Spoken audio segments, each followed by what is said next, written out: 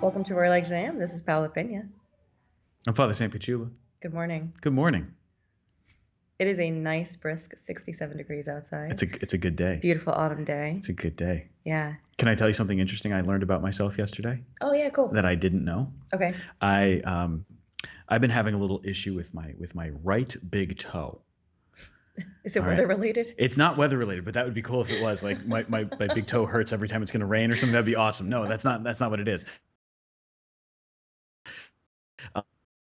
I've been having this little, like, it hurts a lot all the time. So like there's something wrong. And I don't have gout, which is good. I'm glad that I do not have the gout. What is gout? Gout is a form of arthritis in which uric acid crystallizes and deposits itself in your big toe. So like it can cause swelling. I don't know exactly because I don't have it. Well, that's good. That's good. Wow. Yeah. Yeah, so I don't have that though. Okay. But to try and figure it out, they're like looking, and the doctor said it's actually probably some like just inflammation of the joint, right? Okay, that's fine. So I took X-rays, and I don't have any breaks or anything like that, which is good. But he said your metatarsals, normally your second one, so your second toe is the longest metatarsal before the toe bone. I don't know if that's the correct the correct terminology. Yeah, that's normally your longest one.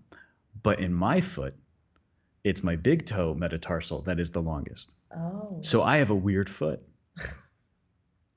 And I learned that about myself. I had no idea.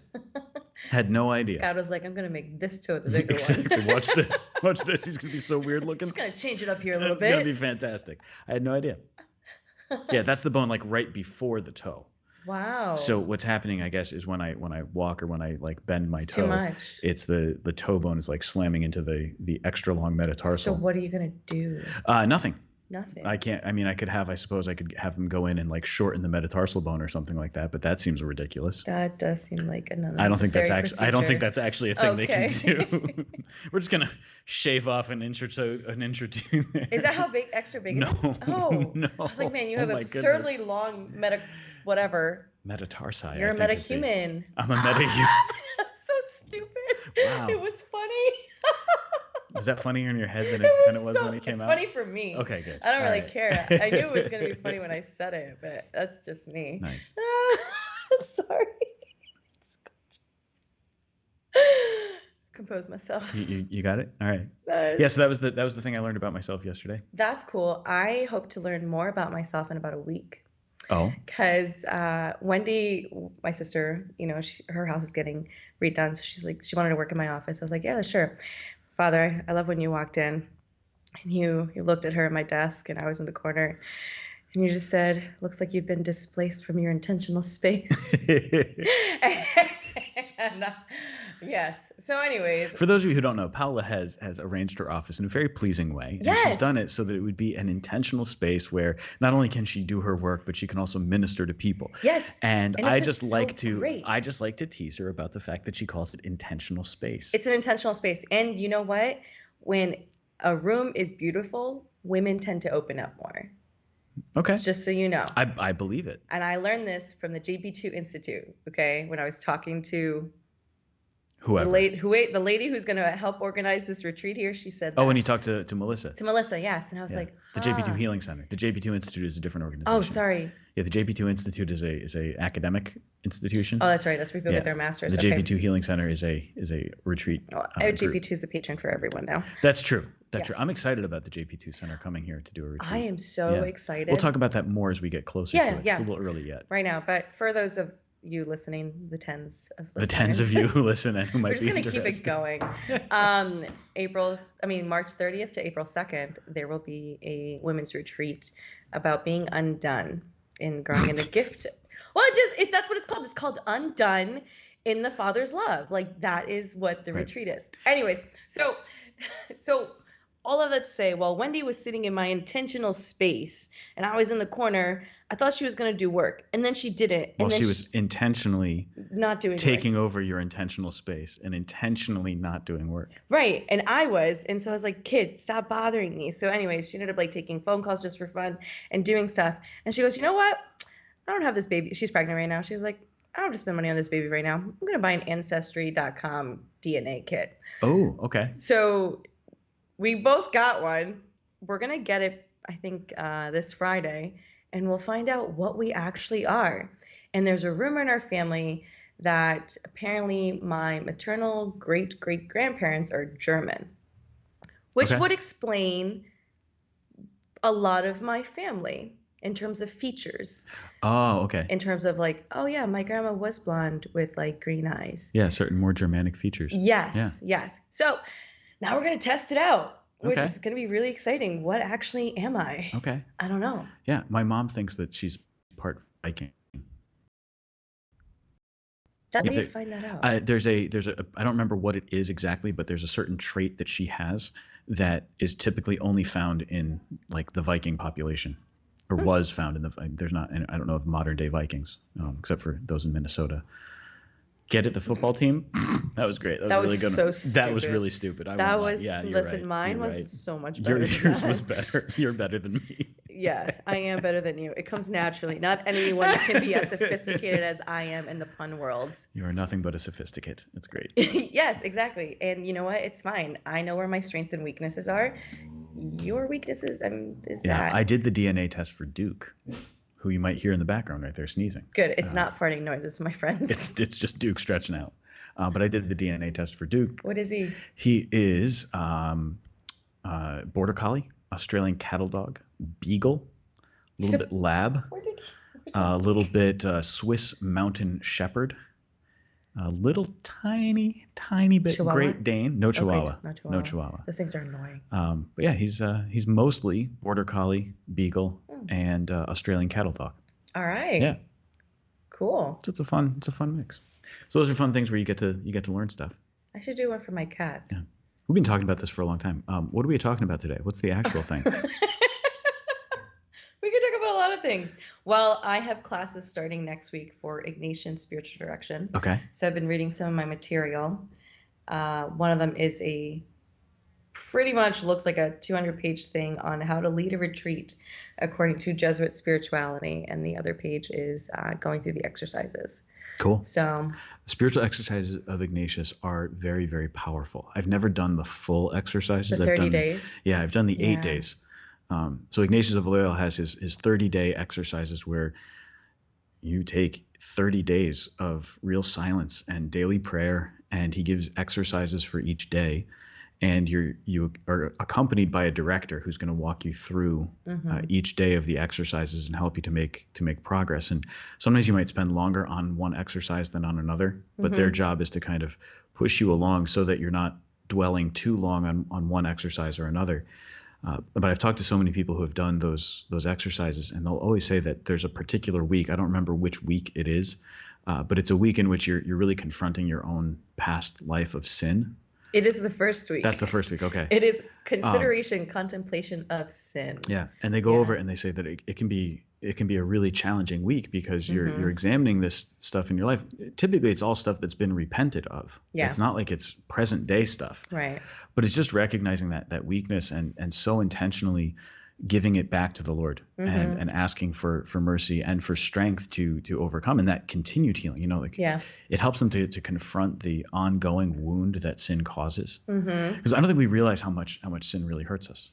Oh no, right? No, and I mean to the point like you just become numb to the reality of it. You're not even aware of. I had a meeting with somebody the other day, and they had come to a retreat where I had given a talk, and she reached out about a month later. She's like, "Hi, just wanted to talk to you about some stuff." And as I was saying some things, kind of pointing it back to her past and how it's probably connecting it with this particular struggle, it just never clicked for her, or the fact that this was connected because of the wound that she experienced as, growing up a particular home. So it is really interesting how we don't perceive that until we make the time to enter into that space of self-reflection. Yeah, well, and even having overcome the sin itself. Yeah. So if I'm no longer doing this thing that I used to do, I might not realize, though, that the wounds and the scars left by that sin are still very much influential in my life and in my heart. So I might still be acting no longer in a sinful way, right? But I'm still hurt by what I did before. So let's say I struggle with a substance addiction, right? And so if I had that, I may have overcome the addiction, but there still might be certain things that I learned to do to cope. Yes. That aren't sinful in themselves, right? But certain behaviors, patterns of speech, ways of approaching things, or even just ways of viewing other people. Yeah. So I'm still on the defensive a lot. I'm still maybe struggling to do things like this, or I still have this thing that I kind of carry as a need. Right. Whatever it might be, the effect of sin can be long lasting. And so part of that first week, I think, is not just to get you confronting the sin, but to also then help you to overcome the wound that's left by your sin. Right. And as you progress through the weeks, at some point, you then even just give all of that under the, like, put it under the sun. I remember there's one meditation where, what's he asking? St. Ignatius asks you to think about the authority given by Jesus and like you being under his banner. And then there's this other banner that is ruled by the enemy of this world, which is Satan. Which banner are you going to be under? Yeah. And that, when I did that, I hated that. That thing scared the crap out of me. I remember sitting there and just imagining. Now, I've never done the full spiritual exercises. It was like a 3-day version. I've never done the 8-day one. So my first introduction was at focus training just for 3 days. And I thought it was the hardest 3 days of my life. Sure. It was the first time I've been that silent for so long. But that meditation in particular really put this fear in a godly sense, this awe of the reality that there is a heaven, that there is a hell, and that there are two different lords, and which one am I going to serve? Well, this is that great meditation on the king. I love Ignatius when he's meditating on the king. The king comes in and he says, will you follow me? Yeah. And if you follow me, these are the things that you're going to have to do. This is what it's going to take. And this is the difficulty, but I'm going to be there with you in all of it. Yep. And I remember doing that meditation for the first time during an Ignatian retreat many years ago when I was in the seminary, and just feeling so inspired by the idea that Jesus, the King, would come in and invite me to go with him, and that he was making no secret of the challenges. If you're going to follow me into battle, if you're going to do the things that I need you to do, there are going to be difficulties. There are going to be these things that challenge you, but come with me. And see, that's the part of the strength, I think, of the Ignatian exercises. Ignatius gives us this way of seeing things that helps us to really engage the full imagination. Yes. So I have this one image that's coming up right now because I remember it's still as clear as day, even though I did this like 8 years ago, that there I was in like this kind of like, I don't know, call it a stadium, but heaven was above. And I just remember as I was being asked to make a decision about where I want to lead my life, I had this image of the entire heavenly court above me waiting for me to make that decision. Like it just was very clear that all of heaven was involved in waiting and longing for me to choose the Lord. But I was kind of by myself.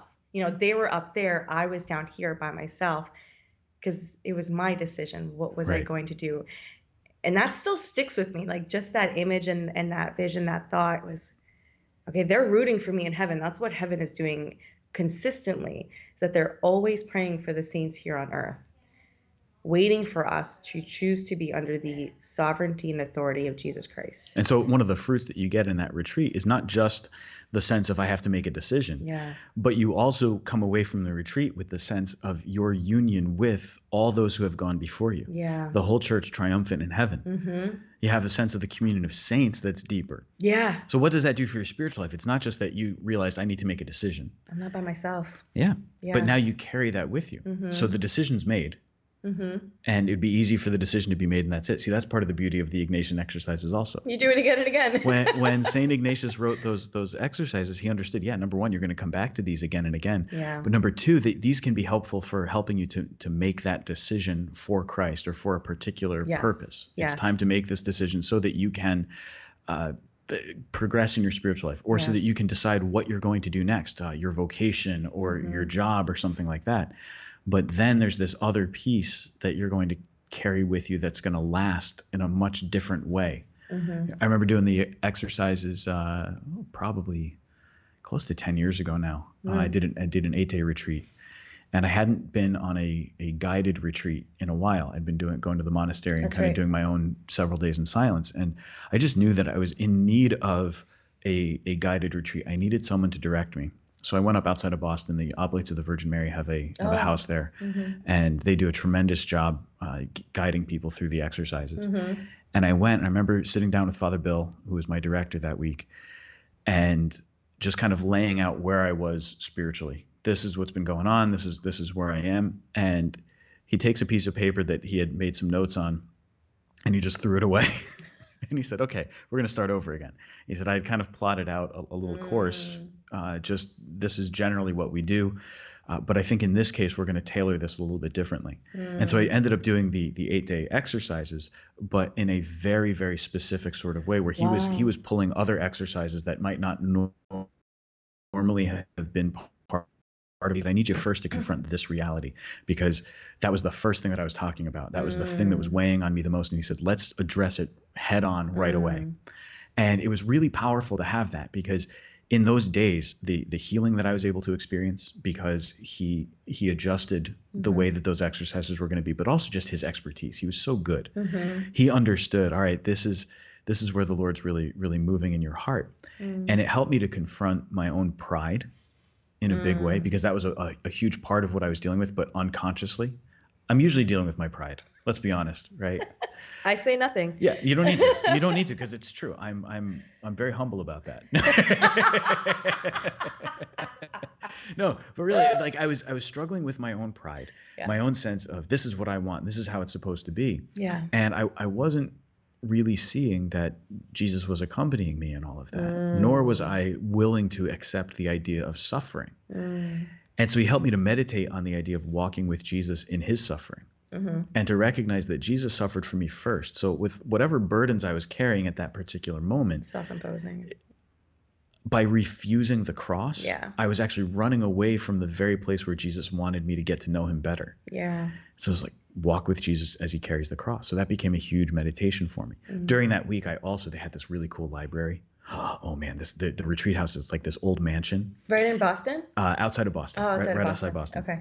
So there's this old library in there, and the library was like a big oval room, and it had these built-in bookcases, like wood-paneled bookcases, and a giant fireplace and stuff. Kind of like Beauty and the Beast status? Yeah. No Yeah, way. like not quite that big, but built-in bookcases that went floor to ceiling. There's all this stuff. Oh, it was so cool. So I was going through the library and just looking at different things, and I found this biography of St. John Fisher. Okay. And it's the first ever biography in English of St. John Fisher. Now, St. John Fisher, I went to St. John Fisher Seminary. He was the only bishop in England who remained faithful to the Catholic Church when Henry VIII made his break. He and St. Thomas More rejected Henry VIII's oath of fidelity and all the other things that he was making people sign, oath of supremacy, whatever it was. Anyway, they rejected what Henry VIII was doing, and they said, no, Henry, you're wrong. You can't establish yourself as the head of the church in England. That's incorrect. And so for that, they were imprisoned in the Tower of London. Their cells had an adjoining wall, and so there was a little hole in the wall, and they could talk to each other through the crack. And so they had these great conversations, and they were martyred. And so their feast day is June 22nd. They're celebrated together as martyrs. They're buried at the Tower of London. I have a priest friend who went there once, and he got the tour of the Tower of London, and the beefeater who gave the tour, that's what the guards are called. It's not a derogatory term at all. Beef eater? Beefeater, yeah. Beefeater. Beef. Okay, whatever. I'm trying to make it sound better. Beef, like cow. Yeah. Eater, like one who eats beef. Why? Well, they're named after the gin. No, the gin is actually named after them. But anyway, the beefeater, I think it was because that was actually part of their, as the particular guards of the Tower of London, they were in charge of eating beef. I think they got beef, and other people in various military services might not have. I don't really know. We should look this up. We'll put it in the show notes. Why are beefeaters called beefeaters? Anyway, so the beefeater who's giving the tour was talking about how some of those who were in prison there, some of the famous names like John Fisher and Thomas More, he said they're considered saints in the Catholic Church. And so the priest, who's obviously a Catholic priest, said, and why don't they have marked graves?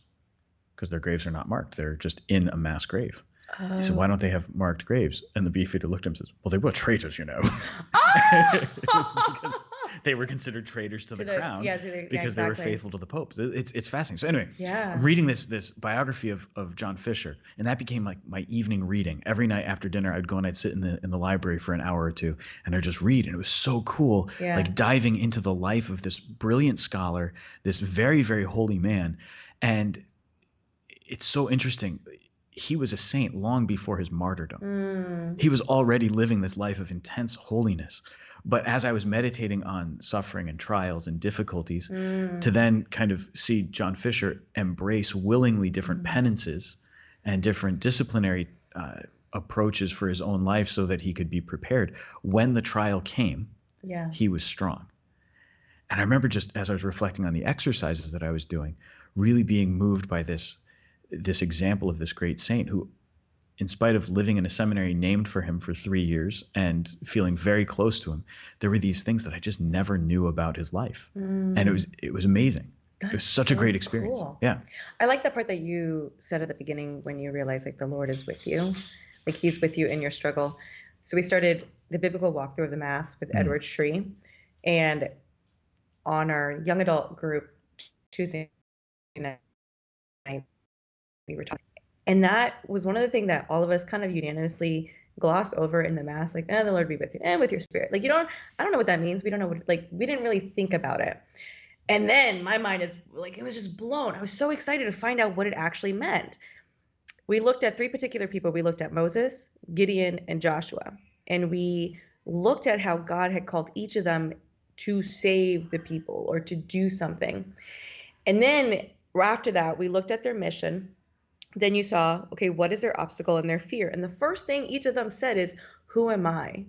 Who am I that to do this? So they questioned their own identity, like their own worthiness. Like, who am I to be asked to do such a great thing? Which seems like you, actually a pretty good thing to ask. Oh yeah, like it's a good check on our pride. Yes. Who am I to do this? Yeah. Because I recognize that I am not God. Right. And I don't have any particular ability in this. So but then how you can even use it in a personal way, like, oh, who am I to do? I shouldn't be doing this. Like, you're asking the wrong person. And God's response is the same for each of these people. He said, I will be with you. And he just kept getting repeated. And that is why when in the Mass you are being told the Lord be with you, is like right now in your struggle, in your mission, in your vocation, the Lord is with you. And when you respond, and with your spirit, what these men needed particularly was they were being strengthened in the spirit to go out and do their mission. And so when we say that back to you, it's for you to be strengthened as well into the image of your mission as priest.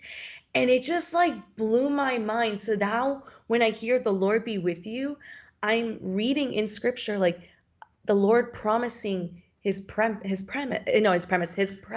Yeah. I am with you. I am with you in everything, and go, because I will be with you in your struggle, in your suffering. And it's so cool. But then, and something I said that night too that I realized is I don't often think about the Lord being with me because of how much I try to do things myself. Mm-hmm. So I don't allow the Lord to be with me, though that's what he's asking, because I feel the need to, I don't know, some have self-imposed, like responsibility. I don't want to be a burden to other people. But then I realized like that's because I lack boundaries and I lack, like because I have no boundaries at all. I just do whatever. I'll take it. I'll people please. And it was kind of going back to this question of identity. Who am I? Yeah. So if I don't know who I am, then, and I ask that question, who am I? And if I'm saying like, I don't want to burden other people, I want to people please, I want to make it easier for them, I'm kind of doing that with God. Like, I'm not letting him be who he's supposed to be for me. Sure. So it was interesting how it kind of went those both ways, we were talking about it on Tuesday night, and it was a really good conversation. Yeah. So. Well, I like that idea of the Lord is with you in your mission. Mm-hmm. And so when the priest is saying that during the Mass, the Lord be with you, it's his prayer for you. Yep. And he's doing his job. Yeah. His job is to bring Christ to you. His job is to bring the Lord to you. Mm-hmm. And his job is to pray for you, especially during Mass. That's what the priest is doing. And then for you to respond, and with your spirit, you're asking the same thing, both in the context of the liturgy. Yeah. So may the Lord be with you right now so that you can do the thing that you're supposed to do for us. Yes. Right now. Yes. But also in the bigger picture, outside of that liturgical context, Yes. may the Lord also be with you and with your spirit so that you can be strengthened by God to carry out your mission outside of the liturgical function, Yes. outside of the Mass, outside of this, so that you can be another Christ for us everywhere you go. Mm-hmm. And what a necessary thing that is. This struck me actually the other day. We had a Requiem Mass here. So cool. It's very cool. So it's in the 1962 Missal. It's the funeral Mass from that 1962 Missal. And I was just struck by how different it felt in certain areas. Now, I was assisting as a minister, so I was not the celebrant of the funeral, but I was just picking up some things. I've served at a few of these before as one of the sacred ministers, but I've never picked up on as much as I did that particular day. Mm-hmm. And I was thinking, there's often a sense of a little bit more of a interaction, right, between the priest and the family at a funeral in the new Missal. And that's fine. There's obviously a place for that. Mm-hmm. But what I was struck by was we process down to the front door of the church to receive the body. And as we process down, the schola starts to chant the entrance. So that they're chanting this, and it's a beautiful prayer. May they rest in peace. May they rest in eternal peace. May they have eternal light. Mm-hmm. So it's this beautiful prayer for the deceased. And then as the priest gets to the casket and greets the casket, there's a blessing. And there's a prayer that he reads, but he's reading it essentially in silence. He's just like whispering the prayer because the schola is singing, and he's doing it while they're singing. Mm-hmm. And you get the sense of the priest has a job to do. And his job right now is to come in and do this thing. His job is not to say anything to the people who are gathered there. It's not to talk to them, because the first responsibility, before we do anything else as Christians, when you hear about death, our first responsibility is prayer. Yeah. Right? Our first responsibility is to pray. Now, like if I'm with you in the room when someone dies, obviously there's going to be that moment of comforting one another, right? Sharing in that grief. But even then, the first instinct for us needs to be prayer. So there's something really powerful about, like, the priest immediately goes and prays. That's his job. That's the thing he's supposed to do. That's the only reason you called him in. And then that got me thinking about this one time many, many years ago when I was first ordained, and I was called to the hospital for a young man who was dying of cancer. And being there in the hospital and having gone in and seen his family and talked with them, and being in the hospital with the family when the doctor came in and said he's not going to survive the day. And being a newly ordained priest, this is a guy not that much younger than me, and just realizing the weight of that moment. And his father, who was not Catholic, looked at me and he said, "We're going to make some calls to family members, but I think that you have something that you need to do for my son." Oh. And it was so powerful in that moment to hear from this man who was not Catholic. Like, was he Christian? Or no, just that? Not even Christian. Wow. Who recognized what my job was as a priest. He was grateful for my presence there and everything, and I'm still very friendly with him and his wife and their daughter. They're great people. That got me. But it was such a powerful moment. He said, "You have a job to do for my son. Go in and do it. I don't need to be there. I don't need to see what you do. Go in and do the thing that you can do." And so I went in, I anointed his son, I gave him absolution. And it was an incredibly powerful moment to be able to do that.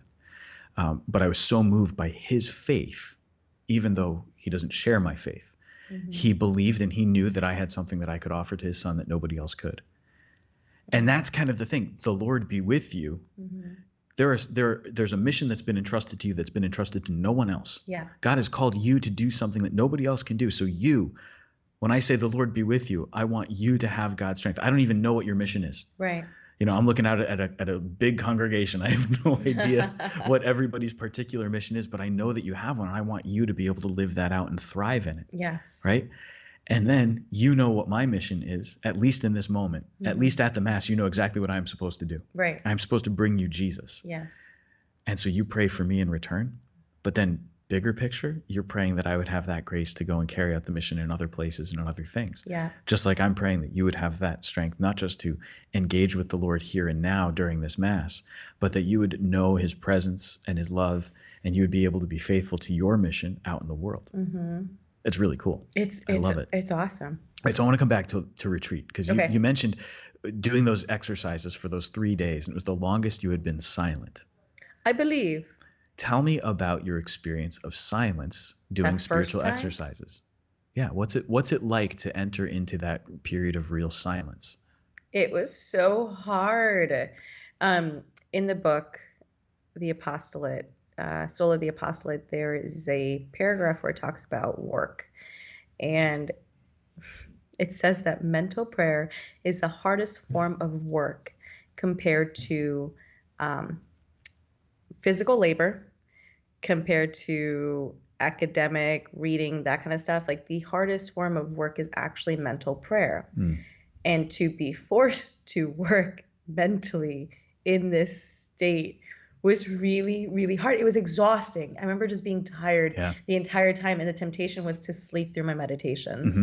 I'm like, how can I meditate on this for an hour? Maybe it got, so by like, especially because you were doing meditation after meditation, it really was an exercise.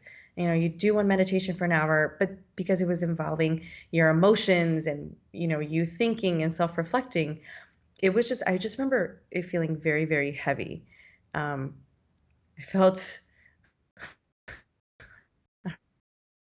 I felt like I was like, oh man, I did this hard thing and it was great. I did a good thing. I did a good thing. Awesome. I did a hard thing. But yeah, no, it was just really heavy because mental prayer is work. It is. It is work. It's very much work. Right. Yeah. And so when people say I struggle to pray, I'm like, yeah, you should be struggling to pray because it is the hardest thing to do. It's harder than writing like a thesis paper. It's harder than according to not like that, but. Well, no, in a way it is. Yeah. Obviously, those of you who are in academia and pursuing higher studies and everything, please keep going. Yes. It's tough. All due respect to you who are studying. Of course it's tough. Yes. It is tough. Yes. But there's a different type of difficulty when you're doing that mental prayer, when you're entering into that place of silence, because you're confronting God. You confront yourself, your salvation. It's an overwhelming sort of a thing to do. Because then who am I to do this? Right. But then you're also at the same time to place yourself in the presence of God. Now, God is already present, but if you haven't built up the habit of placing yourself in the presence of God, it is a little bit, it is difficult. Yeah. Now, what was the hardest part about the silence for you, though? Because a lot of people, if you talk to them about a silent retreat, say, hey, you should go on this retreat. There's going to be silence and everything. It'll be a really good time for you to just pray and get that time away. Their big thing is, I couldn't go that long without talking. So that wasn't me. I was fine because I was very overwhelmed. This was my first year as a missionary, and I was really, really shy. And so I needed to get away from people. So it was great. I was like, great, I don't have to talk to anybody. The hardest part was the retreat. And I say this in like a good way. It freaked me out because I, for the first time, was thinking about the state of my salvation. And it was so heavy. And confronting with desires, do I actually want to do this? Do I actually want to follow Jesus? I want comfort. I don't know if I want this. The world promises you comfort, but you were not made for comfort. You were made for greatness, Pope Benedict XVI. Correct. But it's great. Yeah, so I still remember that. I still remember having those feelings. And I remember I was talking to one of the priests who was directing me. He goes, all right, so what are you going to do? I was like, you tell me what to do. What are you going to do about it? Right. Well, yeah. And it was, where are you taking ownership of this? Where are you going to say yes? So I do remember that was a very difficult retreat for that very particular reason. See, I've always kind of been with you on that idea of I don't have to talk to anybody. Mm-hmm. This is great. I've never had that experience where the idea of being on a silent retreat worries me because of the not talking part. For me, that part is easy. Not talking to people, great. This is awesome. It's fine. It's totally fine. This is great. Yeah. Especially when you're on a retreat, like typically when I go to the monastery, I'm alone. There might be a couple other people on retreat, but they have their own hermitage. So during the day, I don't see them. And so it's easy to not talk to anybody. The much harder form of silence is internal for me. Yeah. I don't need to listen to stuff. I don't need to have music playing or anything. I can be quiet and I can be physically silent, like I'm not talking. But man, to turn off that internal monologue and that constant noise that's in my head, oh, that's so hard. That's where I always struggle. So like when I go to the monastery, what I always do is in the car, I get in the car, and after the first like 10 minutes of the drive, I make sure that I turn everything off so that I'm just driving in silence. And I try to let as much of the noise in my head out in the car. By screaming? I'm kidding. No, just one steady scream for 2 hours as I drive to the monastery. One big guttural scream, just like feels good. Yeah. No, what is it? The primal roar or something like that. I'm not gonna lie, I did that yesterday, and it was nice. Sometimes it's good I to was just like, let it out. oh my gosh, it actually works. Yeah, you gotta let it out. Yeah. No, it's the like that internal stuff. So I'm going through all the imaginary conversations. I don't know if you've ever had an imaginary conversation All with the somebody time. where you won the argument, but it's the argument that never actually happened. Yeah. That's how I woke up this morning. Oh man, Awesome. my dream. I was like, that wasn't real. All right. I hate waking up like that. You feel mad because of a conversation you had in your dream, and then it was oh, that never even happened. So here, this isn't a dream that I had, but it's one of these things. Last night, as I was getting ready, like to just wind down the day, I was going through things that I need to do today. And one of the things that I contact with this one couple. So tomorrow, that's going to be the first thing on my list. I'm contacting this couple to make sure that they're getting married in a couple months, and I just want to meet with them and catch up a little bit. And I woke up this morning and had an email from them saying, hey, we just wanted to check in. That's phenomenal timing because I was thinking of you guys yesterday. You were the first thing on my list today. This is awesome. So I'm really excited. That's awesome. They reached out. Anyway, but that internal silence is so tough, but it's so necessary. Yeah. It's so necessary. So going to the monastery these years, I've really learned how to enter into that. Likewise, doing the Ignatian exercises several times, I've learned how to open my heart, open my mind to those different ways in which God is working in my life and the ways that he wants me to kind of think about things, but then to continue applying that throughout my life. So it's not just this particular question that I'm going on retreat with. It's those other little lessons of prayer that I can kind of carry with me. That's really the key part. So here's the last thing that I was thinking about, and then we can wrap this. Okay, cool. Okay. Yesterday, as we're recording this, we were recording on the Feast of Our Lady of the Rosary, October 7th. So timely. Right? And yesterday was the Feast of St. Bruno. Yeah. And St. Bruno is one of my all-time favorites. In fact, the monastery that I go to, Our Lady in Beatitude in Livingston Manor, New York, is the monastic community of Bethlehem of the Assumption of the Virgin and of St. Bruno. Oh my gosh, what a mouthful. It's a mouthful, but they are an incredible community. And I'm not saying they're not. Right. They're an incredible community, and they're inspired by the Carthusian order. They're not actually a Carthusian order. They're part of the family, I guess, in that they're like an offshoot.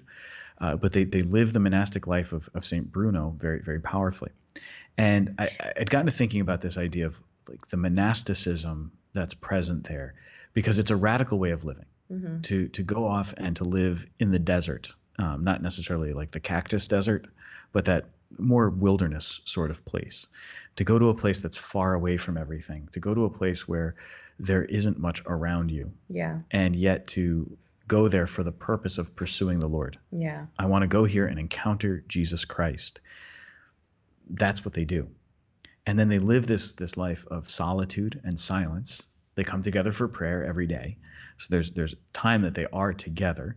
They come together as a community for a fraternal meal and for time together once a week. So they're not always alone all the time. They're coming together regularly for these different things. But just that idea of so much of their time spent in solitude with the Lord to just be with Jesus. It's really powerful. But I got to thinking about this, like every day I get up at the same time and I have pretty much the same routine. I get up, I open up the church, I say good morning to Jesus. I come over, I grab a cup of coffee. The priest and the rector, we pray morning prayer together. And then I kind of get started with the day. And I started to realize that in a certain way, that's the monasticism to which God has called me. That's so cool. But I also realized how valuable that monasticism is. Because for a second, I was like, this routine's really, it's pretty nerf. It's pretty easy. There's nothing difficult about this. Like this is soft. It's a pretty soft life. Yeah, sure, I'm up early, but I'm thinking about, parishioners getting up super early to commute to New York City or something like that. I'm not doing anything difficult. I'm not doing anything that they don't do. Yeah. That was actually kind of the funny thing when I was in Montana, just getting up every morning, and nobody had an alarm clock, but we were all getting up at 5. Oh my gosh. Well, because you're with a bunch of adult men who have been getting up at 5 for their entire adult life. Even with the time change? Mm-hmm. Because it's what you do. You get up at this time. Okay. And you have things to do. Mm-hmm. So you get up at this time and you get to work.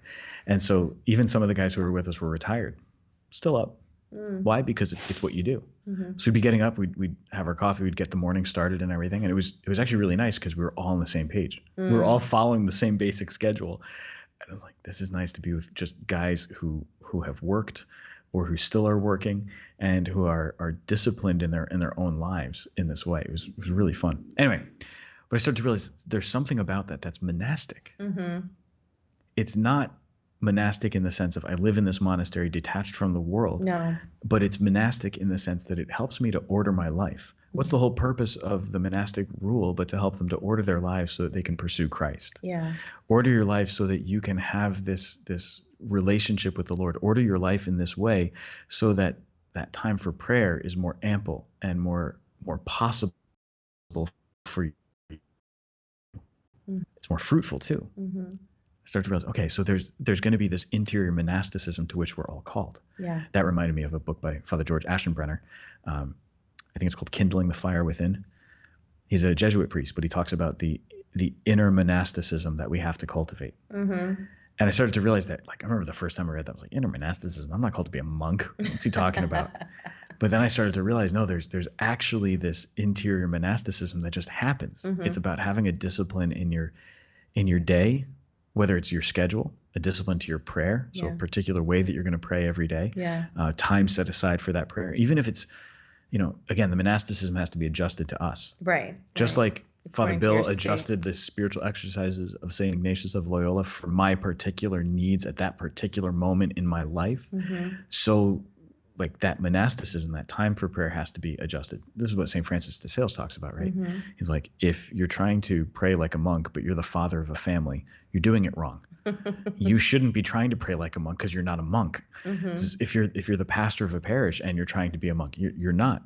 If a mother is trying to live like a nun and so is neglecting her children or something like that, no, don't do that. Yeah. That's the wrong way to do it. We have to adjust that interior monasticism and that routine and that prayer so that it fits our particular state of life. Mm-hmm. But we all need it. Yeah. I think that's where it can get difficult to enter into that time of prayer and those exercises in silence, because if we don't give ourselves that place to be monastic in our daily life, we can lose the skill. Yeah. Right. And so we get so caught up in other stuff. We get so caught up in our worldly concerns. Which is why it's so good to go on retreat once a year, so you're reminded. Because every time I go to the villa, I'm like, dang it, this is nice. Yeah. Annual retreat, or if the time physically away from home for a dedicated retreat isn't possible, to do something like your parish mission, to go to those multi-day things where you're just taking time out for a set period of time where you're going to encounter Jesus. Yeah, exactly. Cool. Well, you know what? We do have 2 retreats coming up. February 4th to the 6th is Seek, and then JP2 Healing Center for Women, Undone, March 30th through April 2nd. And we're putting the finishing touches on a little parish mission here in November. Yes, in November. Right before Thanksgiving. 21st to the 23rd. Yeah. Got it all in my head now. Yeah, we're getting there. So more about all of this forthcoming. Yes. Cool. I got nothing else. I'm okay with that. This was good. This is fun. Cool. Hey, it's good to see you. Good to see you too, Father Sam. Was that your stomach? That was my stomach. I didn't eat breakfast yet. Gosh. Woo! I'm hungry. I'm hungry, and this is Roar Like the Lamb. I'm Palatenia.